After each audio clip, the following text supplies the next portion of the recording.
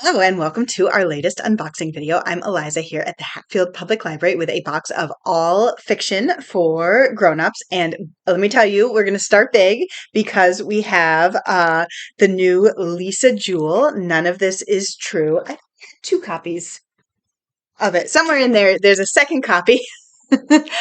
Very popular, sort of like lots of times thriller, not really thriller, more like suspense, very family oriented. I recommend her a lot to fans of Leanne Moriarty. If you are into that kind of thing, which I personally am, I will definitely be reading this one. It's about a woman who's celebrating her 45th birthday at a hot new pub. She's a podcaster. She comes across an unassuming woman named Josie, who's also celebrating her 45th birthday. They're birthday twins.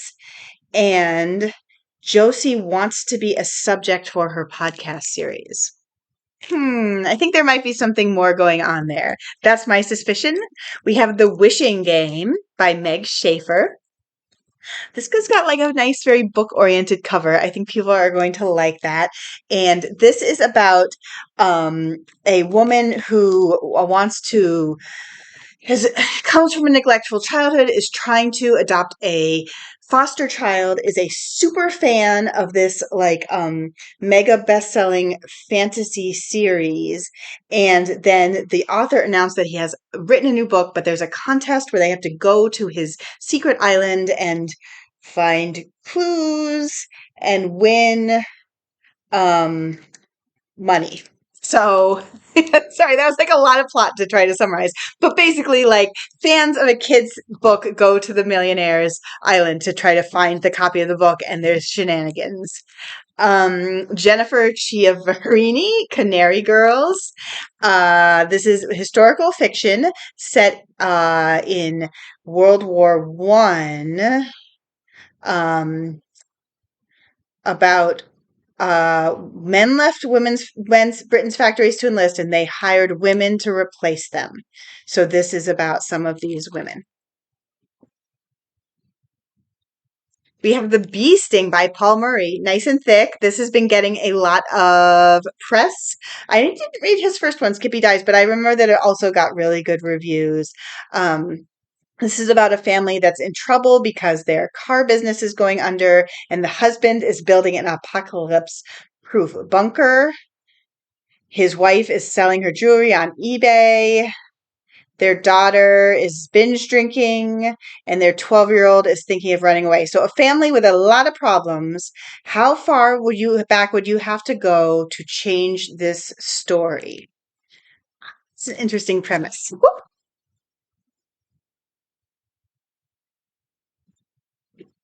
Dropped the book. Okay, Preston and Child, we have a new one called Dead Mountain. This has a very chilling premise where it's a tent where 9 mountaineers were on a backpacking trip, and they just find them all dead and barefoot outside their tent, like they fled from something that tried to get in their tent and then killed them. Creepy. Alice Hoffman, The Invisible Hour. She's a very popular, just written a lot of books. Probably the most famous is the Practical Magic series. And this is about a woman who relates to the Scarlet Letter, the famous book, The Scarlet Letter, because she was raised in an oppressive cult in Western Massachusetts. That's where we live. Gosh, I wonder what the cult was.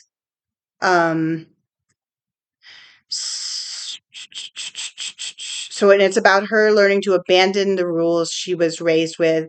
I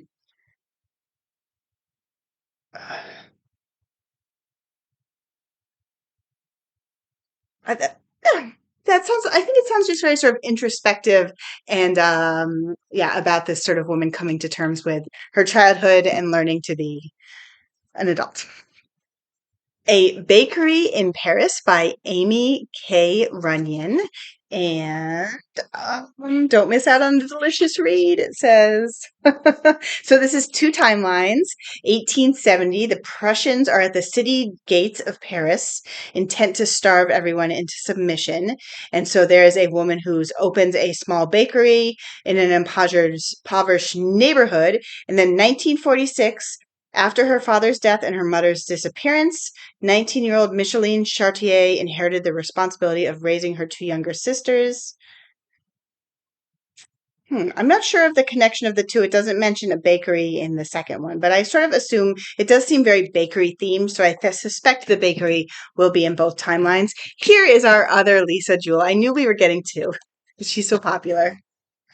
Another very popular one. I talked actually when I was on vacation this summer. I talked to someone who was reading this and really enjoying it. It's called The Fourth Wing. It is a best-selling fantasy novel, and um, it's about a brutal world of dragon riders. And look, there's a map. And yeah, it sounds fun. It sounds fun. It's about a girl who's trying to be a dragon rider, and her mother is the commanding general of the dragon riders, which is a lot of pressure. We have the Bookbinder, Pip Williams, another book-themed book. A young British woman working in a book bindery gets a chance to pursue knowledge and love in World War One. Um, this is interesting because it sounds a little bit the same as the Canary Girls, the one we just looked at. This is 1914, and because men have gone to war, she gets a job as a bookbinder.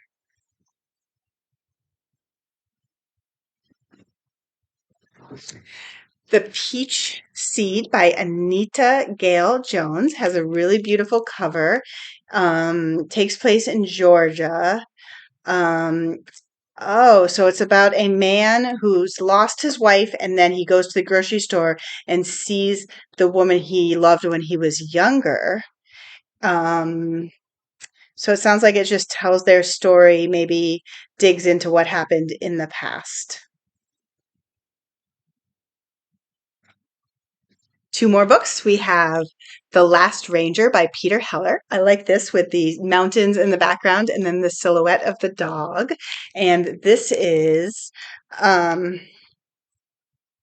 Officer Ren Hopper is a ranger with the National Park Service. He has to do mundane things and also sometimes thrilling things like saving tourists. And then he encounters a big man with a dog and a gun chasing a small black bear, but it starts out investigating poaching and becomes something far murkier. I feel like Peter Heller's novels often appeal to me when I read the summaries, and then I've never actually read one. So maybe I should change. Maybe I should change that. Maybe I'll start with this one. Last of all, we're finishing off with a James Patterson book co-written with Dwayne Swierczynski. This is called Lion and Lamb.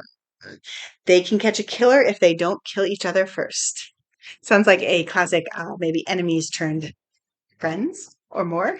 That was my box. I will be back soon with more.